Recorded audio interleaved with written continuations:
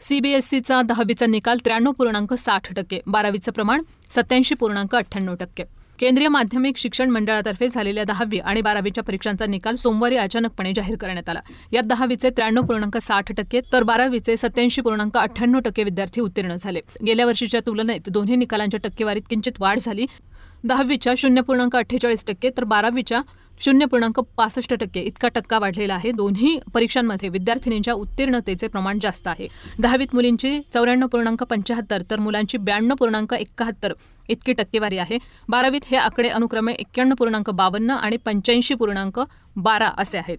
10वीच्या परीक्षेसाठी 25,724 शाळांमधील 22,51,812 विद्यार्थ्यांची नोंदणी झालेली होती. यातले 22,38,827 विद्यार्थ्यांनीच परीक्षा दिली. त्यापैकी 20,95,467 विद्यार्थी उत्तीर्ण झाले. 10वीच्या 47,983 विद्यार्थ्यांना 95% किंवा त्याहून जास्त, तर 2,12,384 विद्यार्थ्यांना 90% आणि त्याहून जास्त गुण मिळाले. 12वीच्या परीक्षेसाठी 18,417 शाळांमधून 16,33,730 विद्यार्थ्यांनी नोंदणी केली होती. यातले 16,21,224 विद्यार्थ्यांनीच परीक्षा दिली. त्यापैकी 14,26,420 विद्यार्थी उत्तीर्ण झालेले आहेत. वास्तविक निकाल अचानक जाहीर करण्याची सीबीएसईची दरवर्षीची परंपरा आहे. यंदा मात्र निकाल 20 मे नंतर जाहीर होईल असं 10 दिवसांपूर्वीच अधिकृतरित्या जाहीर करण्यात आलं होतं. प्रत्यक्षात 7 दिवस आधीच निकाल जाहीर करण्यात आला. अशा प्रकारे सीबीएसईनं आपलं धक्कातंत्र कायम ठेवलेलं आहे.